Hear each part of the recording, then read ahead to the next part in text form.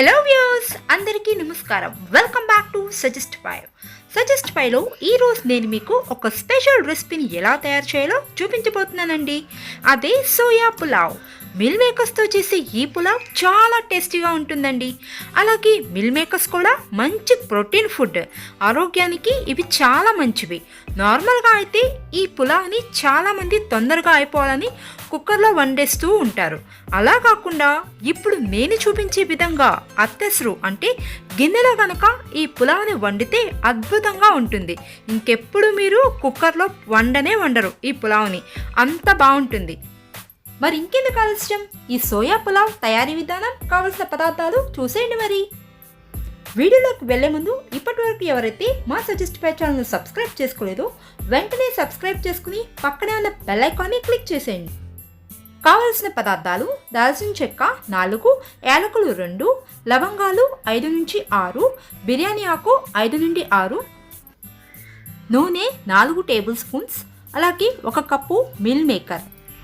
ఈ మీల్ మేకర్స్ని ముందుగా మనం శుభ్రంగా కడిగి వేడి నీటిలో 20 నిమిషాల పాటు నానబెట్టిన తర్వాత వాటిలో వాటర్ని పిండేసి ఇలా వేరొక ప్లేట్లోకి తీసుకోవాలి.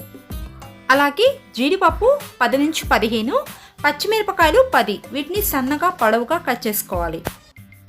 ఫ్రెష్గా తయారు చేసుకున్న అల్లం వెల్లుల్లి పేస్ట్ 2 టేబుల్ స్పూన్స్, నెయ్యి 2 table spoons, basmati rice 1 glass. Basmati రైస్ని కూడా ముందుగా మనం శుభ్రంగా కడిగి వాటర్ పోసి హాఫ్ అన్ అవర్ పాటు నానబెట్టుకుని ఉంచుకోవాలి. అలాగే సన్నగా తరిగిన పుదీనా కొద్దిగా, అలాగే కొత్తిమీర కొద్దిగా, 1/2 కప్పు పచ్చి బఠానీలు, 1 table spoon garam masala powder, అలాగే టేస్ట్కి తగినంత సాల్ట్, అలాగే ఫైనల్గా సన్నగా తరిగిన 5 టమాటోలు, 2 బంగాళదుంపలు, 4 ఉల్లిపాయలు. తయారీ విధానం: ముందుగా ఒక పెద్ద గిన్నెను తీసుకుని స్టవ్ ఆన్ చేసుకుని దానిలో 4 టేబుల్ స్పూన్ల నూనె, అలాగే 2 టేబుల్ స్పూన్ల నెయ్యిని యాడ్ చేసుకోవాలి. మీకు కావాలంటే పూర్తిగా నెయ్యినే యాడ్ చేసుకోవచ్చు ఫ్రెండ్స్, లేదా పూర్తిగా నూనెతో అయినా చేసుకోవచ్చు. ఇక్కడ నేను కొద్దిగా నూనె కొద్దిగా నెయ్యిని యాడ్ చేస్తున్నాను. నూనె వేడెక్కిన తర్వాత దానిలో హోల్ గరం మసాలా అంటే దాల్చిన చెక్క, లవంగాలు, బిర్యానీ ఆకు, యాలకులు వేసి 1 నిమిషం పాటు వీటిని దోరగా వేయించుకోవాలి. ఇవి కొద్దిగా వేగిన తర్వాత దీనిలో ముందుగా మనం కట్ చేసి ఉంచుకున్న పచ్చిమిరపకాయల్ని, అలాగే జీడిపప్పును కూడా వేసుకుని 1 నిమిషం పాటు లో ఫ్లేమ్లో దోరగా వేయించుకోవాలి. పచ్చిమిరపకాయలు కూడా బాగా వేగిన తర్వాత దీనిలో ముందుగా కట్ చేసి ఉంచుకున్న బంగాళదుంప ముక్కలు, అలాగే ఉల్లిపాయ ముక్కలను కూడా వేసుకుని మంటని హై ఫ్లేమ్లో ఉంచి 2 నిమిషాల పాటు వీటిని ఫ్రై చేసుకోవాలి. ఆ తరువాత దీనిలో 1 కప్పు ముందుగా నానబెట్టి ఉంచుకున్న పచ్చి బఠానీలను కూడా యాడ్ చేసుకుని హై ఫ్లేమ్లో 1 నిమిషం పాటు ఫ్రై చేసుకోవాలి. ఇప్పుడు మూత పెట్టుకుని 10 నిమిషాల పాటు కుక్ చేసుకోవాలి. 10 నిమిషాల తర్వాత మూత తీసి చూసినట్టయితే చూడండి, ఇక్కడ వేసుకున్న కూరగాయలు అలాగే బఠానీలు కూడా చక్కగా ఉడికిపోయాయి. ఇప్పుడు దీనిలో ముందుగా కట్ చేసి ఉంచుకున్న టమాటో ముక్కలను కూడా వేసుకుని హై ఫ్లేమ్లోనే 1 నిమిషం పాటు ఫ్రై చేసుకున్న తర్వాత మరొకసారి మూత పెట్టుకుని 5 నిమిషాల పాటు కుక్ చేసుకోవాలి. ఇప్పుడు మూత తీసి చూద్దామండి. చూడండి, టమాటో ముక్కలు సాఫ్ట్గా మెత్తగా ఉడికిపోయాయి. ఇప్పుడు దీనిలో ముందుగా గ్రైండ్ చేసి ఉంచుకున్న అల్లం వెల్లుల్లి పేస్ట్ 2 టేబుల్ స్పూన్స్ యాడ్ చేసుకోవాలి. అల్లం వెల్లుల్లి పేస్టు బయట దొరికే ప్యాకెట్లోది కన్నా మనం ఇంట్లో ఫ్రెష్గా తయారు చేసుకుని కనుక వేసుకుంటే పులావ్ టేస్ట్ చాలా బాగుంటుంది. ఇప్పుడు దీనిలో ముందుగా బాయిల్ చేసి ఉంచుకున్న మీల్ మేకర్స్ కూడా వేసుకుని మంటని మీడియం ఫ్లేమ్లో ఉంచి మిక్స్ చేసుకుంటూ 1 నిమిషం పాటు ఫ్రై చేసుకోవాలి.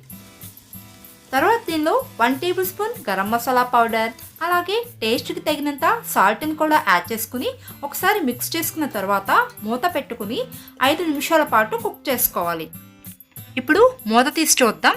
మనం వేసుకున్న మసాలాలు అన్నీ కూడా మిల్ మేకర్స్కి బాగా పట్టి మంచి సువాసన అయితే వస్తుంది. ఇప్పుడు దీనిలో 1.5 గ్లాస్ వాటర్ని యాడ్ చేసుకోవాలి. నేను 1 గ్లాస్ బాస్మతి రైస్ తీసుకున్నాను కాబట్టి 1.5 గ్లాస్ వాటర్ని యాడ్ చేశానండి. ఈ కొలత కనుక తీసుకుంటే పులావ్ చక్కగా పొడిపొల్లాడుతూ వస్తుంది. ఒకవేళ వాటర్ ఎక్కువైతే పులావ్ ముద్దగా అయిపోతుంది.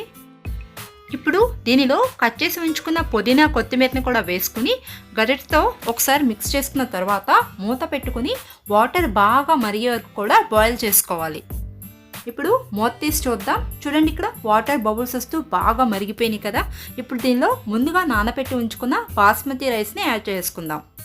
ఇలా రైస్ని కూడా యాడ్ చేసుకున్న తర్వాత వేసుకున్న మసాలాలన్నీ కూడా ఈ రైస్కి బాగా పట్టడం కోసం ఒకసారి గరిటెతో మిక్స్ చేసుకుని మూత పెట్టుకుని లో ఫ్లేమ్లో మధ్య మధ్యలో కలుపుకుంటూ 10 నిమిషాల పాటు ఉడికించుకోవాలి.